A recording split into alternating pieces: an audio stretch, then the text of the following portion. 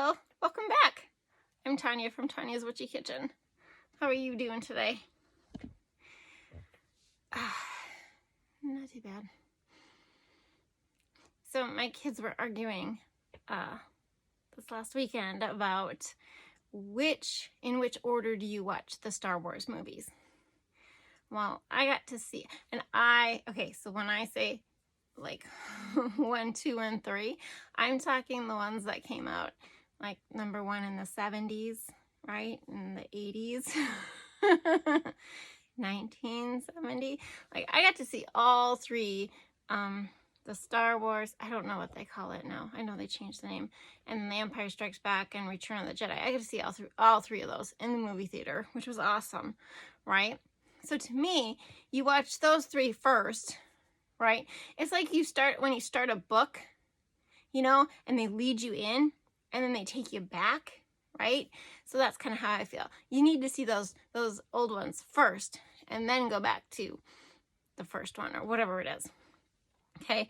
And my daughter agrees with me. But now my son, his girlfriend had never seen him, and so he's trying to show him to her in order, and he's like, but she'll get confused. And I was like, hey, we lived it.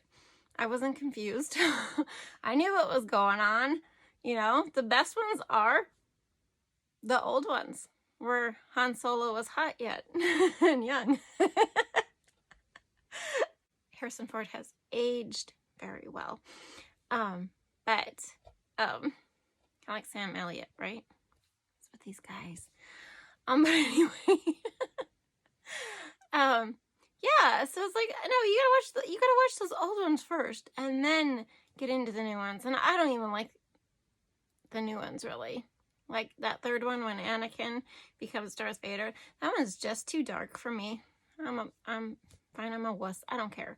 That one's just too dark for me. And I haven't seen a lot of the new ones, which I would like to see, but I just don't.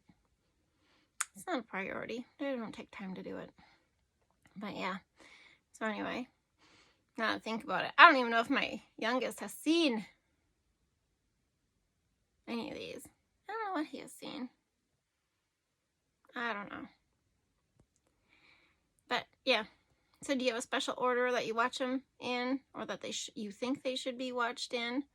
Or do you watch them in a certain order? I mean, it was funny because they were arguing about it, and it's like,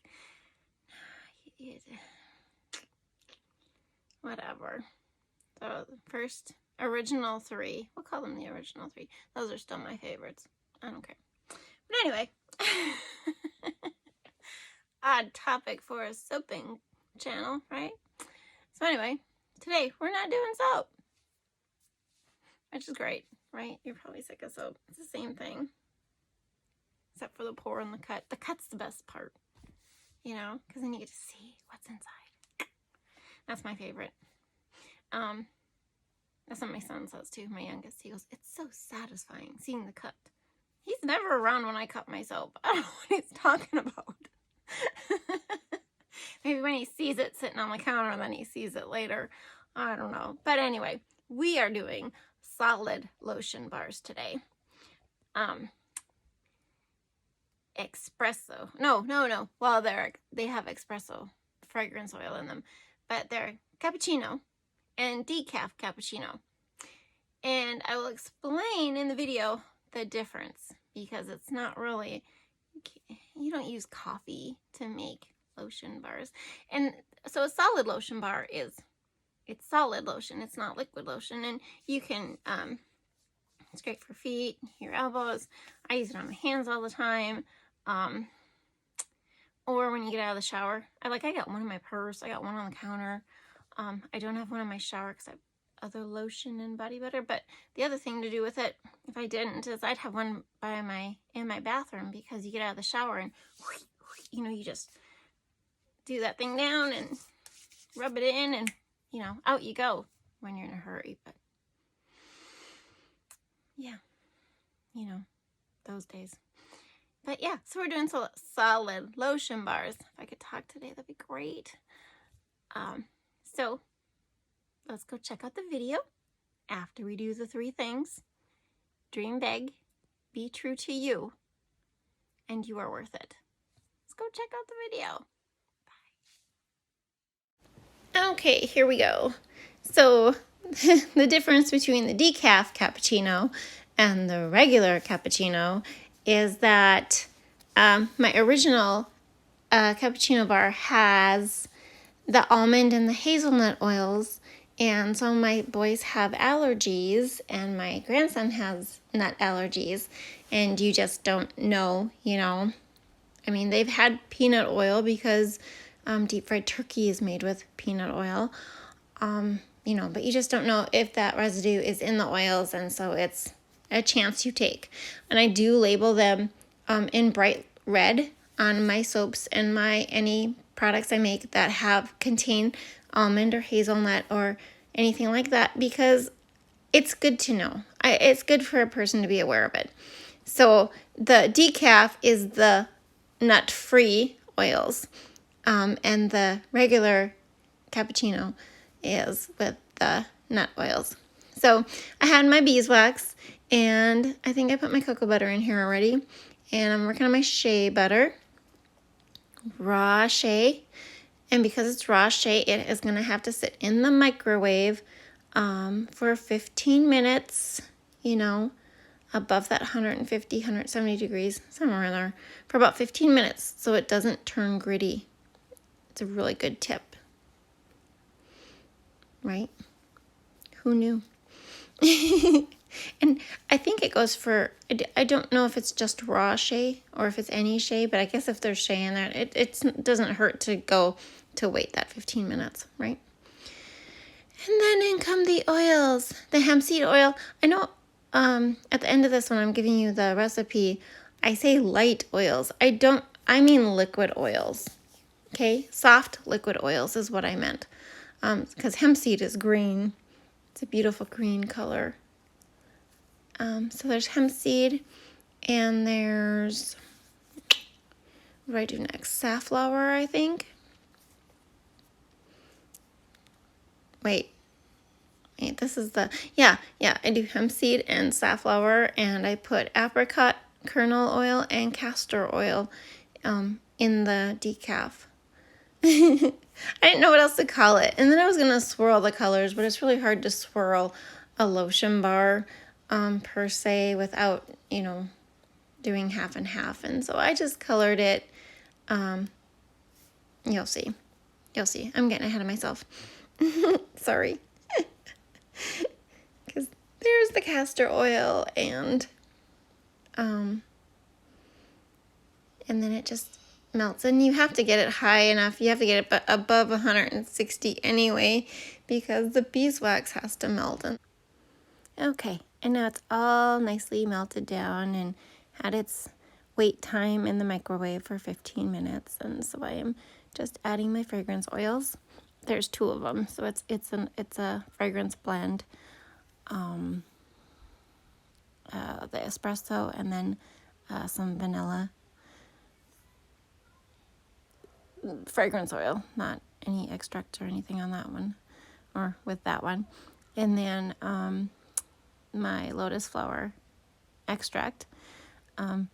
If you're going to add extracts to these, you have to make sure they're oil soluble, not water soluble. You gotta watch that. Water soluble are great for lotions. Oil soluble are great for the lotion bars. Okay, and there's no preservatives in here either, which makes that kind of a nice thing for those people who like to stay away from that. Okay, and let me see, what else are we doing? Probably the arrowroot powder and the micas. Yeah, I think that's the end of it then. Arrowroot powder and micas. Yep, see? The only problem with the arrowroot powder is it does take a little bit of work to disperse that in there. The micas kind of just poof, and they're gone, but yeah, you can see. You really got to work and make sure that arrowroot powder is totally dispersed in there and dissolved, or whatever you want to say. Just keep mixing and check your bottom. You know, look at the bottom of it. Isn't that pretty? I wish it would stay that way. Well, the micas are all shiny. If only. It's like soap.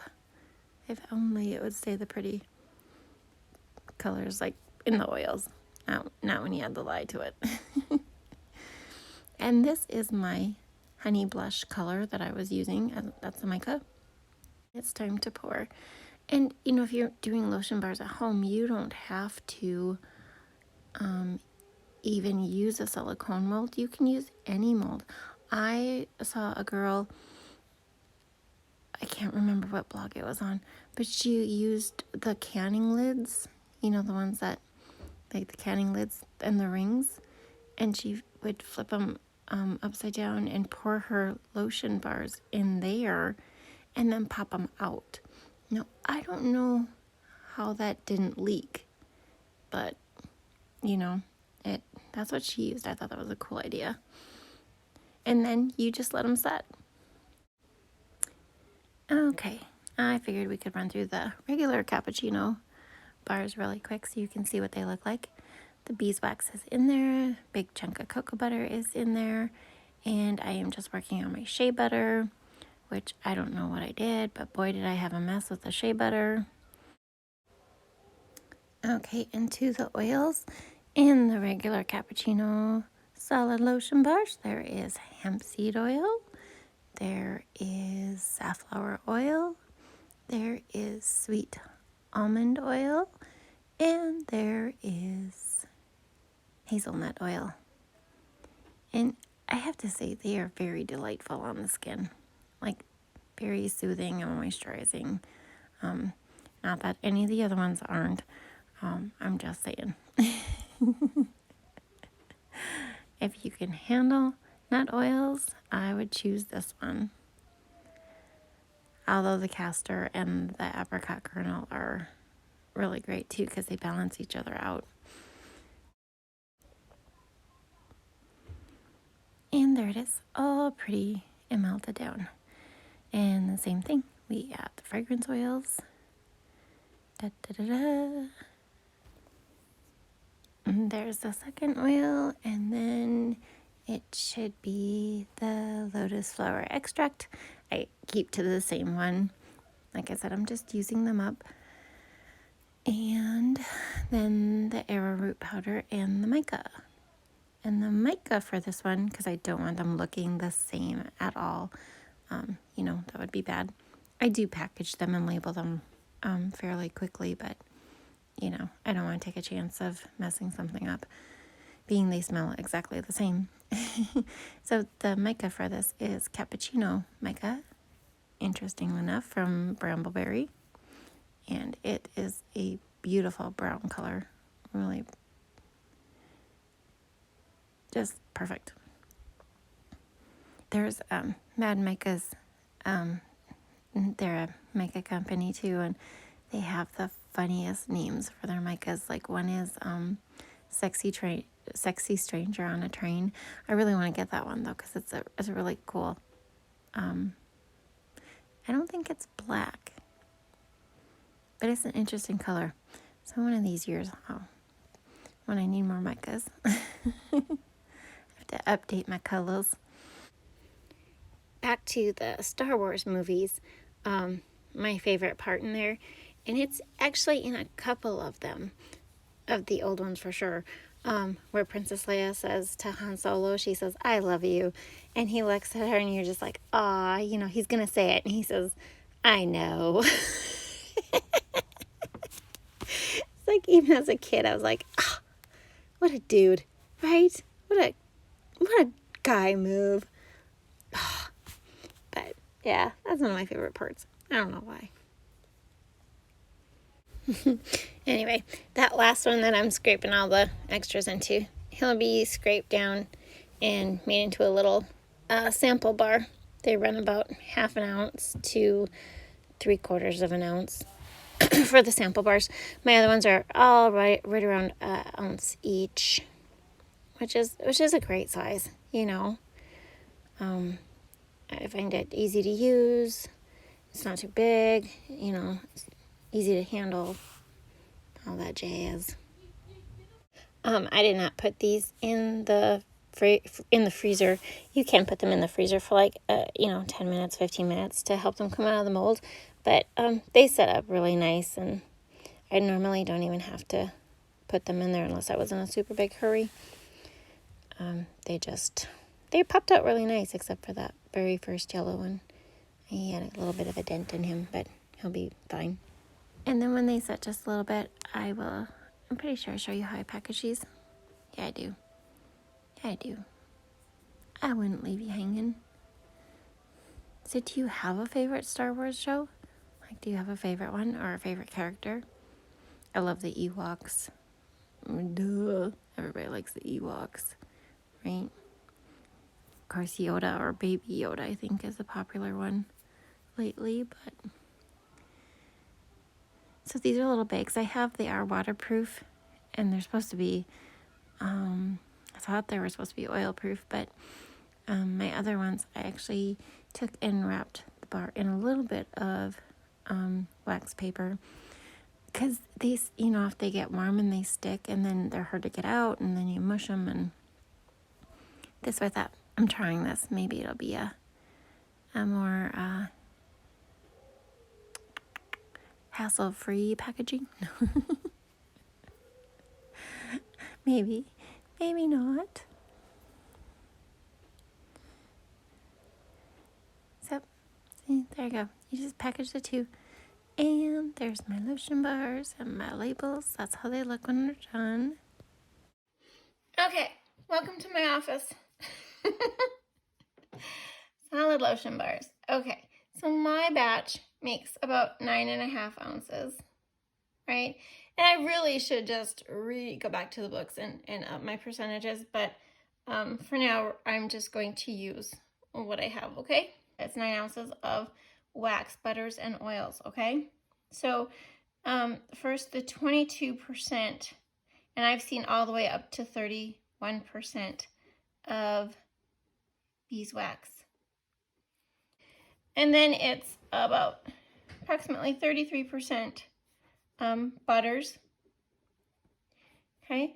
And about 44% oils, soft oils. What do I get? Is that right? 99%. Okay, that's fine. Yeah, I got my fragrance oil in there too, and your fragrance oil has to be what the manufacturer states, okay? The manufacturer recommendations, okay? So mine was 2 ounces of white beeswax, and it doesn't matter if you use white or yellow, whichever is fine, because the mica will color it. Unless you want it yellow, then use yellow beeswax. It's no problem. And then the butters, I had 2 ounces of shea butter, and I did use the raw shea butter. You cannot tell because I've scented it, because this has an odd scent. And then I had 1 ounce of cocoa butter. Love cocoa butter. You could do kokum and mango. In winter, I like to up this. Summer, this is great. This is great. This is a really good one for winter too. So my oils, I had hemp seed. And this can be any light oils, you guys. 4 ounces is what I had. I had, well, it depends on which recipe it was. You can use sunflower, avocado, I had safflower, and then I also had the sweet almond and the hazelnut. You can also use coconut oil. That would be great. Coconut oil is great. I just never think to pull it out. Okay, so you melt that down, right? And you wait 15 minutes if you're using this raw shea. Okay, 15 minutes. Leave it in the microwave. I don't know, is it above 150 degrees, 170 degrees? I don't know. Just so it's nice and hot, otherwise it'll get gritty on you, okay? Then you add in your mica or your colorant. Make sure it's oil soluble. Because if it's water soluble, you'll have a mess. Okay, oil soluble, which is nice with micas because they go in anything. It seems like arrowroot powder. You can use cornstarch, tapioca. You can go 1/2 tablespoon to 1 tablespoon. Seriously. And if you have an extract, one of those extracts I was making, they weren't done yet. I'm trying to use up some of my other ones, but extract to 1 to 2%. So my extract was 2 grams. And then, like I said, your fragrance oil or essential oils, whatever's recommended, or use an essential oil calculator. There's one on Google for that. You just mix them up and you pour them into the mold. Really simple to do, you know. It doesn't take a preservative. You don't even have to scent it if you don't want to, or if you just have some essential oils, you know, just, I don't have recommendations, but peppermint and lavender are really great, and, you know, very simple to do at home. The arrowroot powder just makes it less greasy. So if you don't have this, I would definitely up your beeswax. Okay? If you don't have the arrowroot, up the beeswax a little more. Just to make it a little less greasy. That won't make it less greasy, but it'll make it a harder bar. You know what I'm saying? There you go. There's your recipe. Okay, and there it is. Quick, easy way. Like I said, if you up the beeswax, make sure your percentages run at 100. You know, don't go over. But solid lotion bars, they are a thing. They are awesome. They're lots of fun. I hope you had a good time. Thanks for stopping by. And may the force be with you. We'll see you next time. Bye-bye.